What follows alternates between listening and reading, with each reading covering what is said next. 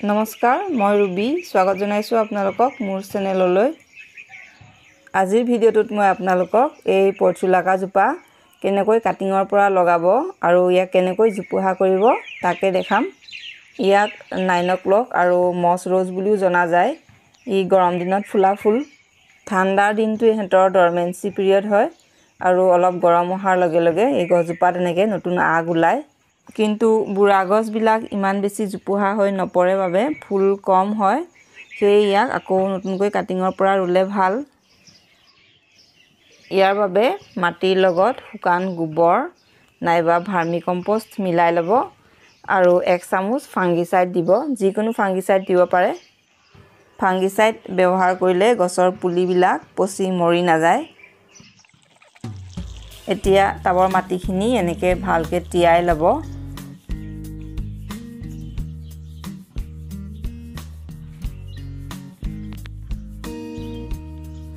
এই ফুলজোপাৰ যিকোনো অংশ কাটিং কৰি ৰুব পাৰে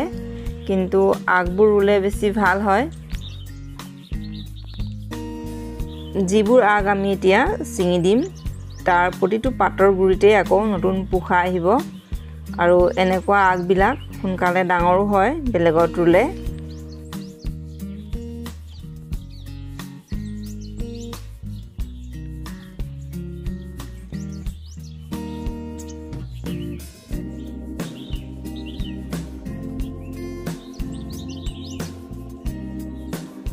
এতিয়া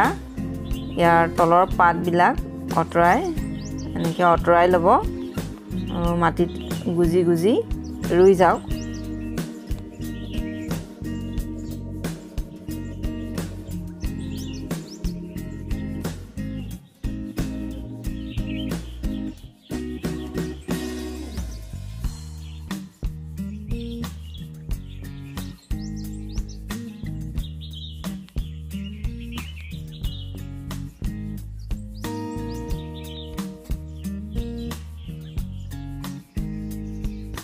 ৰুই হোৱাৰ পিছত ইয়াৰ গুৰিটো এনেকৈ অকমান টিপি টান কৰি দিব আৰু ইয়াক এতিয়া পানী নিদিব যেতিয়া ওপৰৰ মাটিখিনি শুকায় তেতিয়াহে পানী দিব আৰু ইয়াক ৰ'দত ৰাখিব দিনটোৰ কমেও 6-7 ঘণ্টা ৰ'দ পৰা ঠাইতহে ইয়াক ৰাখিব লাগে তেতিয়াহে এই ফুলজোপা ভালকৈ ফুলে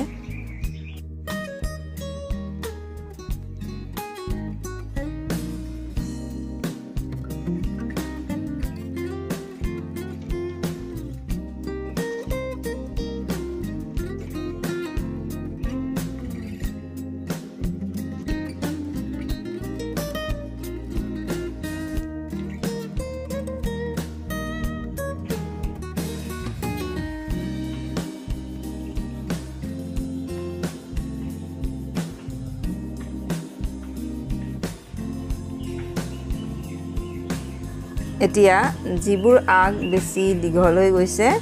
এই আগবিলাক চিঙি আকৌ ইয়াৰ ওচৰতে ৰুই দিব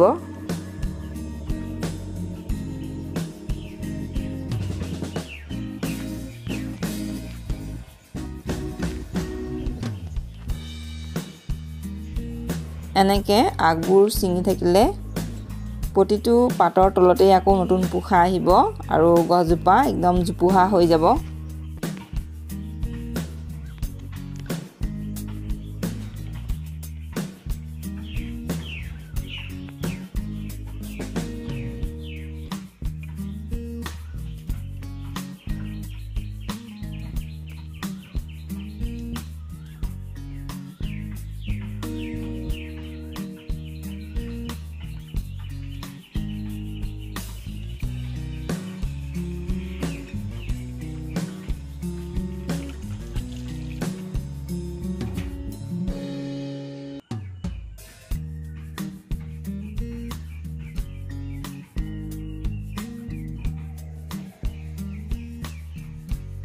পোন্ধৰ 20 দিনৰ মূৰে মূৰে সৰু চামুচৰ 1 চামুচ ফাংগিসাইড 1 লিটাৰ পানীত মিক্স কৰি দিব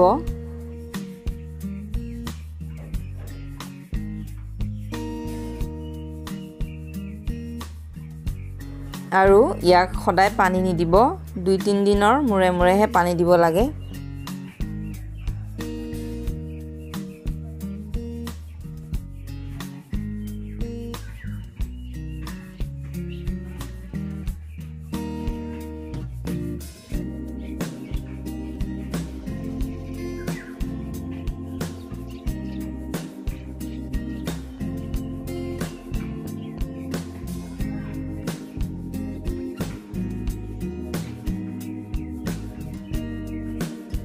আশা কৰোঁ ভিডিঅ'টো আপোনালোকৰ ভাল লাগিল যদি ভাল লাগিল তেন্তে লাইক কৰিব আৰু মোৰ চেনেলটো সাবস্ক্ৰাইব কৰিব ভিডিঅ'টো চোৱাৰ বাবে ধন্যবাদ